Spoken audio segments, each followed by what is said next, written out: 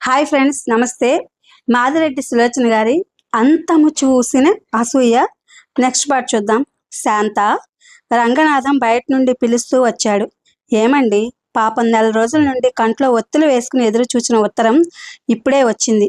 ఏమిటో నాతో చెప్పకూడదా? అది కాదు సుధా, నిన్న రాత్రి నా కేసు వివరాలు చెప్తే న్యాయం చచ్చిపోలేదు మామయ్య, డబ్బుతో న్యాయం కొనలేరు అంది. కాదని లోకం పోకడ అర్థం చేసుకోమన్నాను. డబ్బుకు న్యాయం అమ్ముడిపోయిన సంగతి చెబుదామని.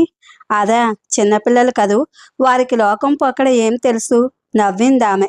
భర్తకు కాఫీ టిఫిన్ ఇచ్చి మనవరాల్ని తయారు చేసి ఆయనతో పంపించింది షికారుకు. అయినా శాంత మేడ దిగి రాలేదు. ఎన్నిసార్లు చదువుకుంటుందో ఆ ఉత్తరం.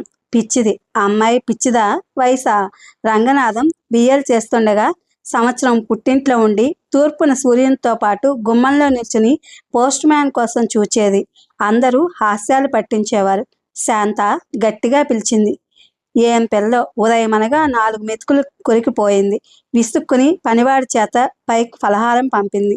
అత్తమామల ప్రయాణానికి ఏర్పాట్లు చేస్తుంటే వారించింది. ఎంఏ పూర్తయ్యాక వెడతానని. అందుకే కోడలంటే మరీ అభిమానం. సాయంత్రం వంట ప్రారంభించాక సుధామణి మరీ ఆశ్చర్యపోయింది. ఎక్కడున్నా ఆ వేళకు వంటింట్లో ప్రత్యక్షమై అత్తగారికి ఏదో పని చేసి పెడుతూ యూనివర్సిటీ విశేషాలు చెప్పేది శాంత. వంట పూర్తయినా శాంత జాడే కనిపించలేదు. నెమ్మదిగా పైకెళ్ళింది. శాంత, శాంత రాయిలా కుర్చీలో కూర్చుని పిచ్చిగా చూస్తోంది. ఏమ్మా, అంతా క్షేమమేనా? ఆదుర్దాగా అడిగింది. అత్తగారి వంక ఏ భావం లేకుండా చూసింది శాంత. ఏమిటమ్మా? భుజాలు పట్టు కుదిపింది. ఆహా, ఏం లేదు. లేచింది సుధామణి. కాఫీ టిఫిన్ల వంక చూచి మరీ కంగారు పడింది. ఏమిటమ్మా, చాలా ఆందోళనగా ఉన్నావు? ఏం రాశాడు రవి? ఏం లేదు అత్తయ్య. అప్పుడే నిద్ర మేల్కొన్నట్లు చూచింది. నాకే ఒంట్లో బాగుండలేదు, పదండి క్రిందకి. గబగబా క్రిందకొచ్చింది. ఏమిటో ఈ కాలపు యువతలు. నవ్వుకుని తను దిగొచ్చింది. మర్నాటికల్లా శాంతకు 104 డిగ్రీల జ్వరం వచ్చింది. ఒక్కటే పిచ్చి మాటలు. సుధామణి ఫ్యామిలీ డాక్టర్ వెళ్ళిపోయాక శేఖర్కి ఫోన్ చేసింది. అతను జ్వర తీవ్రత చూసి హడలిపోయాడు. ఆసుపత్రిలో చేరుద్దాం అన్నాడు. తప్పదంటావురా? దిగులుగా చూశాడు రంగనాథం.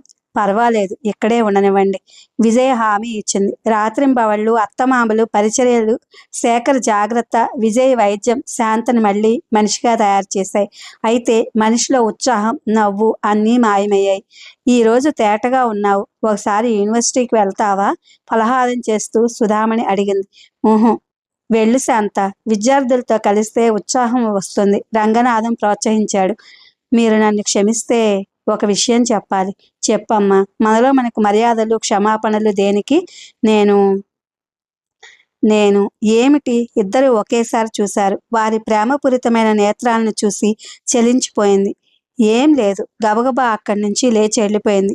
నువ్వేం అడగకు సుధా, చెప్పాలనుకుంటే చెప్తుంది. నాకు తెలుసులేండి.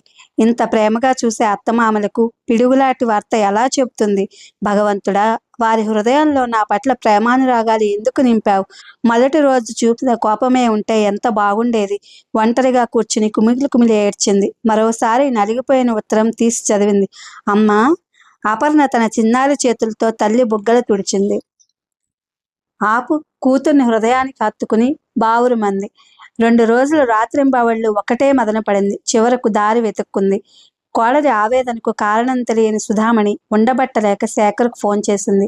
మేడ దిగుతూ అత్త, శేఖర్తో మాట్లాడటం విన్నది. అతను వస్తే ఎలాగైనా నిజం చెప్పిస్తాడు. ఎలా? కూతుర్ని తీసుకుని బయటకు వచ్చేసింది. అమ్మగారితో చెప్పు, నేను అపర్ణతో సినిమాకి వెళ్ళానని. పని మనిషి కనపడితే చెప్పి వెళ్ళింది. ఏమిటత్తయ్య? ఏది మా పేషెంటు? సినిమాకి వెళ్ళింది. ఎవరితో? పాపతోనా? చుట్టూ చూస్తూ అన్నాడు. భారంగా నిట్టూర్చింది. మంచిదేగా. మీరెందుకు అంత దిగులుగా ఉన్నారు? శేఖర్, శాంత మనస్థిమితంగా లేదేమోనని అనుమానంగా ఉంది. కన్నీరు ఆపుకుంటూ అన్నది. నవ్వాడు. నీరసంలో అలా అనిపిస్తోందేమో. రవి ఉత్తరం వచ్చిన దగ్గర నుండి అలా అయిపోయింది బాబు. రావడం లేదని ఏదైనా నిష్ఠూరంగా రాశాడేమో అత్తయ్య. అంతకంటే ఏమి ఉండదు. విజయ ఈరోజు సొంతంగా నర్సింగ్ హోంలో ఆపరేషన్ చేస్తుంది. పర్యవేక్షించాలి. వస్తాను. అతను వచ్చినంత వేగంగా వెళ్ళిపోయాడు. 7 గంటలకే వచ్చేసింది శాంత. ఏమ్మా అప్పుడే సినిమా వదిలారా? బోరుగా ఉందండి. హాల్లో కూర్చున్న మామగారి దగ్గర కూతుర్ని వదిలింది. ఆరోగ్యం ఎలా ఉందమ్మా? నయంగా ఉంది. రోజుల కోర్టు విషయాలు అడగలేదు. మరి రేడియో ప్రోగ్రామ్స్ క్యాన్సిల్ చేసుకున్నావెందుకు? పాడాలని లేదు. అలాగంటే ఎలా నమ్మటం? నీవెందుకో బాధపడుతున్నావు. మేమంత పరాయి వాళ్ళమా? శాంత మాట పూర్తి కాకముందే సుధామణి వచ్చి అందుకుంది.